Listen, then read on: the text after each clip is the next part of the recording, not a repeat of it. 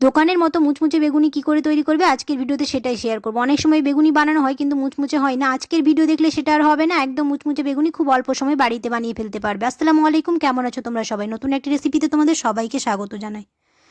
Video শুরু করার আগে একটাই রিকোয়েস্ট, যদি চ্যানেলটিকে সাবস্ক্রাইব না করে থাকো তাহলে সাবস্ক্রাইব করে দিও, পাশে থাকা বেল আইকনটাকে প্রেস করতে একদমই ভুলো না। আর যদি ফেসবুক থেকে দেখো তাহলে অবশ্যই পেজটাকে ফলো করে দিও। ফ্রেন্ডস আর ফ্যামিলির সাথে বেশি বেশি করে ভিডিওটা শেয়ার করে দিও, তাহলে আমার ভিডিও বানাতে খুব ভালো লাগবে। দেখে নাও তাহলে আজকের রেসিপি। চলো তাহলে ভিডিওটা এবার শুরু করা যাক। বেগুনি বানানোর জন্য প্রথমে এখানে বেসন নিয়ে নেবো। প্রায় আমি 2 চামচের মতো বেসন নিয়েছি। এবার এখানে দিয়ে দিব হচ্ছে 1 চা চামচ, মানে বড় চামচের 1 চা চামচ চালের গুঁড়ো। এই চালের গুঁড়ো দেওয়ার জন্য বেগুনিটা খুব মুচমুচে হবে। এবার দিয়ে দিব হচ্ছে 1 চা চামচ আদা রসুন বাটা।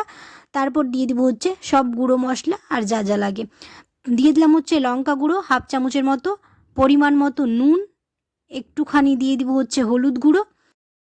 এবার এর মধ্যে দিয়ে দিব হচ্ছে একটু কালো জিরে, আর দিয়ে দিব হচ্ছে গোটা জিরে। গোটা জিরে দিলে একটু মুখে পড়লে ভালো লাগে খেতে, তাই একটু দিয়ে দিব হচ্ছে ওই 1/2 চামচের মতো গোটা জিরে। কে আছো ভিডিও দেখে চলে যাচ্ছ, সাবস্ক্রাইব করো না, অবশ্যই সাবস্ক্রাইব করে দিও। আর ফ্রেন্ডস আর ফ্যামিলির সাথে বেশি বেশি করে ভিডিওটা শেয়ার করে দিও। এবার এর মধ্যে দিয়ে দিব হচ্ছে 1 চিমটে বেকিং সোডা। এটা দেওয়ার জন্য বেগুনির যে মচমচে ভাবটা আছে সেটা খুব ভালো আসবে। দিয়ে এবার খুব ভালো করে একটু একটু করে জল দিয়ে মিক্স করে নেবো। একসঙ্গে জলগুলো দেবো না, একটু একটু করে জল দেবো আর মিক্স করতে থাকবো। আশা করছি আমার আজকের রেসিপি তোমাদের খুব ভালো লাগবে। এবার এখানে দিয়ে দিলাম হচ্ছে একটু ফুড কালার, তাহলে কালারটা খুব ভালো আসবে। তোমরা চাইলে এটা নাও দিতে পারো। দিয়ে আবার খুব ভালো করে মিক্স করে নেব।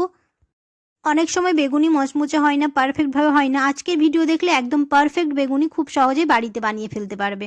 খুব ভালোভাবে মিক্স করা হয়ে গেছে, আর একেবারে জলটা দিয়ে দিইনি, একটু একটু করে দিয়ে ভালো করে ব্যাটারটা বানিয়ে নিয়েছি। ওইখানে বেগুনগুলো কাটা হয়ে গেছে, আর একবার একটু ভালো করে মিক্স করে নেব, দিয়ে এক এক করে এবার ভেজে নেব। বেসনের কনসিস্টেন্সিটা এরকম থাকতে হবে, একটা আঙুল দিয়ে দেখে নেব, এরকম অবস্থায় থাকলে ভাববো হয়ে গেছে। কড়াই এদিকে গরম হয়ে এসছে, এবার দিয়ে দিব হচ্ছে তেল। তেল খুব ভালোভাবে গরম হয়ে আসলে ওর মধ্যে এখন 2 চামচের মতো তেল উঠিয়ে বেসনের মধ্যে দিয়ে দেবো, তাহলে বেগুনির যে মচমচে ভাবটা আছে সেটা খুব ভালো আসবে, ক্রিস্পি হবে। তো খুব ভালো করে এবার তেলটাকে দিয়ে বেসনটা খুব ভালো করে মিক্স করে নেব। দিয়ে এবার এক এক করে সবগুলো ছেড়ে দেবো বেগুনি। বিকেলের বা সন্ধেবেলার চায়ের সাথে এই বেগুনি থাকলে একদম জমে যাবে। তোমরা অবশ্যই এরকম করে একবার ট্রাই করে দেখবে, একদম মুচমুচে হবে দোকানের মতোই। তেলটা যখন খুব ভালোভাবে গরম হয়ে আসবে তখনই বেগুনিগুলো দেওয়ার চেষ্টা করবে, না হলে খুব একটা ভালো হবে না। আর দেওয়ার সময় গ্যাসের ফ্লেমটাকে একদম লো রাখবো। দেওয়া হয়ে যাবে, তারপর গ্যাসের ফ্লেমটাকে হাই করে দেবো, তাহলে ক্রিস্পি ভাবটা খুব ভালো আসবে। আশা করছি আমার আজকের ভিডিওটা তোমাদের ভালো লেগেছে। তো এরকম করে এবার সবগুলো ভেজে নেব। আর দেখতেই পাচ্ছ কত সুন্দরভাবে ভাজা হয়ে যাচ্ছে, একদম দোকানের মতোই। তোমরা অবশ্যই এরকম করে ট্রাই করে দেখবে। আমার আজকের ভিডিওটা কেমন লেগেছে তোমরা অবশ্যই কমেন্টে জানাতে ভুলো না। আর যদি ভালো লেগে থাকে তাহলে অবশ্যই একটা লাইক করে দিও। দেখা হবে খুব শিগগিরই পরের একটি নতুন রেসিপিতে। সবাই খুব ভালো থাকবে, সুস্থ থাকবে, সাবধানে থাকবে। আল্লাহ হাফেজ। আর দেখতেই পাচ্ছ কতটা লোভনীয় হয়েছে, এরকম করে একবার ট্রাই করে দেখবে, তাহলে একদম দোকানের মতোই হবে।